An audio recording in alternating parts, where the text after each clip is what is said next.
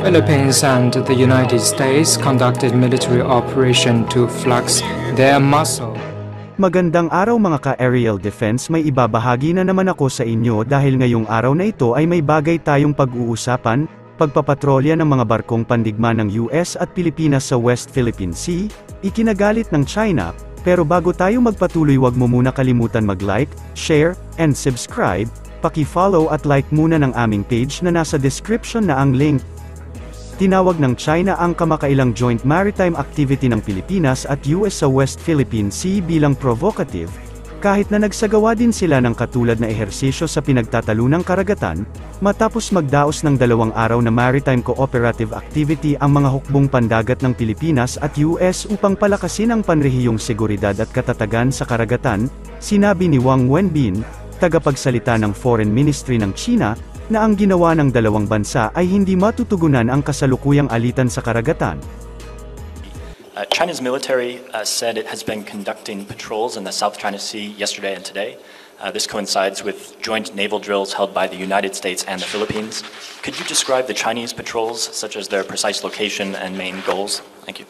The Philippines and the United States conducted military operation to flex their muscle. This is detrimental to the peace and stability of the region. I urge relevant countries to stop irresponsible moves and respect the peace and stability efforts of regional countries in the South China Sea. I hope that they will respect the sovereignty and protect the tranquility and stability in the region.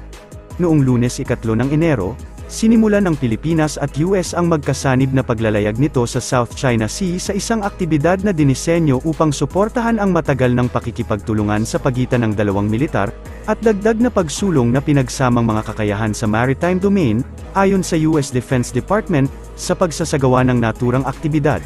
Ipinakalat din ng China ang mga sasakyang pandagat nito, na lumilitaw na anino sa Pilipinas at US. Ang hakbang ng China na ito ay sinabi ng China, ay bahagi ng regular na pagpapatrolya nila sa South China Sea, bagamat ang mga tropa nito ay inilagay sa high alert upang pangalagaan ang sinasabing soberanong seguridad at mga karapatan at interes nila sa dagat.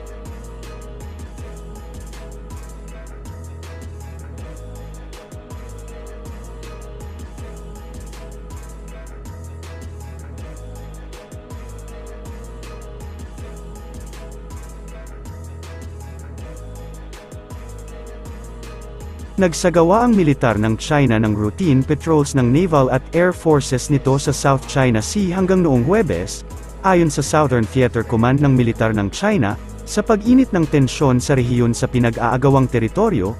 Hindi tinukoy ng militar ng China ang kung saan eksaktong isasagawa ang pagpapatrolya sa pag-anunsyo nila na nagsasagawa ang Pilipinas at ang Estados Unidos ng 2-day Joint Patrol Maritime, na posibleng hindi ikinatuwa ng China. Nagsimula ang ikalawang maritime exercise sa pagitan ng Pilipinas at Amerika sa loob ng wala pang 2 buwan, at kasunod ng babala ng China sa Pilipinas na tutugunan ng China ang anumang miscalculation sa umiigting na alitan sa West Philippine Sea. Ang militar ng China ay nakaalerto sa lugar at dedepensahan ang national sovereignty, seguridad at maritime rights daw ng China.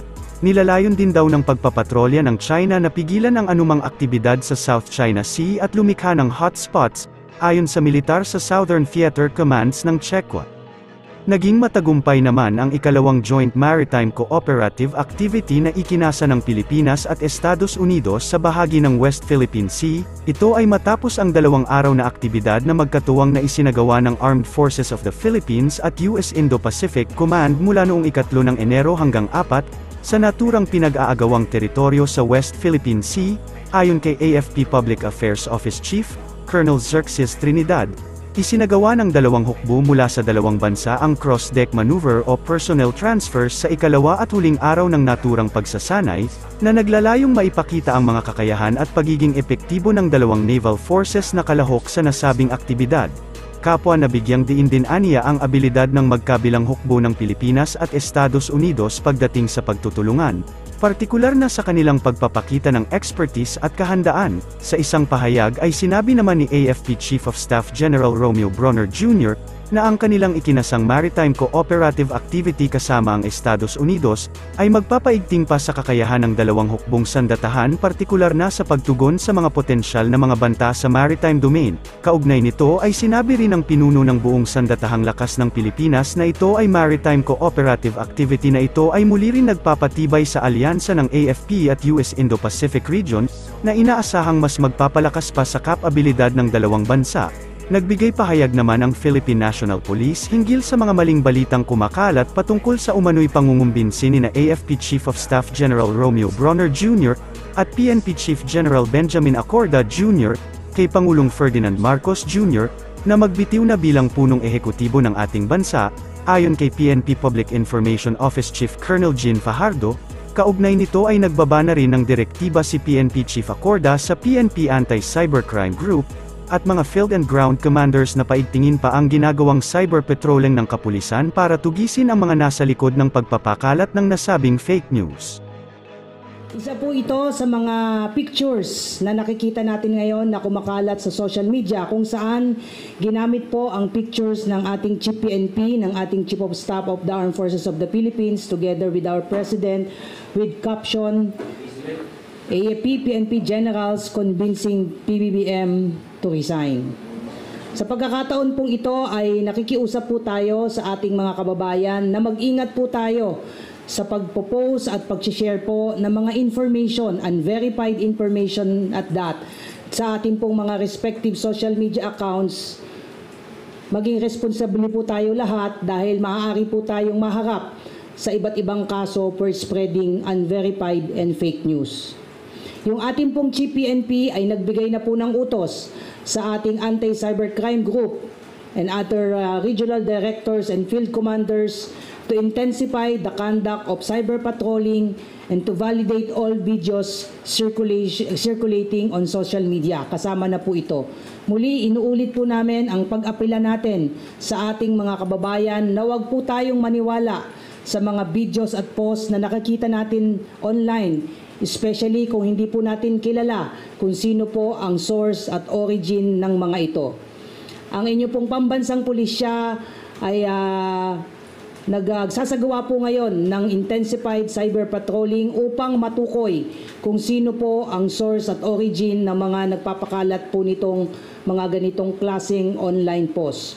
Ito po ay para na rin po sa security at safety ng ating mga kababayan na maaaring maloko na ma-share at ma-publish itong mga ganitong posts para lang to attain followers. Again, inuulit po natin, to all spreader of fake news, we are monitoring you para po matigil na po natin itong mga ganitong maling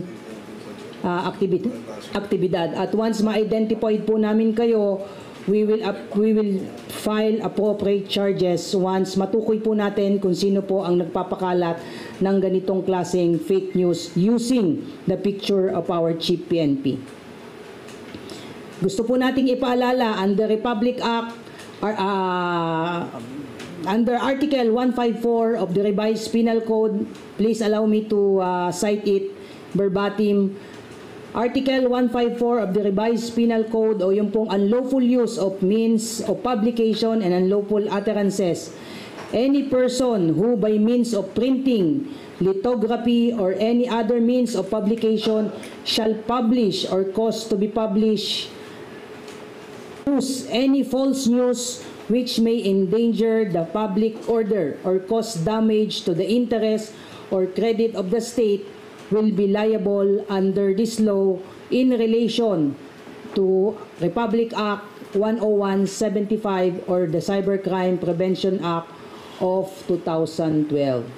Inulit po natin, yung pagpo-post po natin sa social media, particularly those with numerous followers and viewers, does not guarantee us or any right na you are free to violate any law of the land. On the issue of the destabilization, sa ngayon po ay wala pa tayong namomonitor na ganito, subalit patuloy po tayong nagbabantay, patuloy po tayong nagbavalidate ng mga information in close coordination with our armed forces of the Philippines.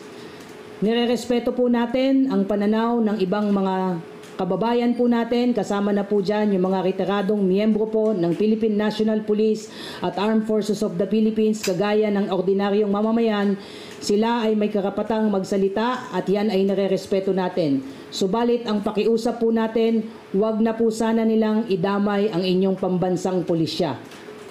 Ang PNP po ay nakapokus para magbigay po ng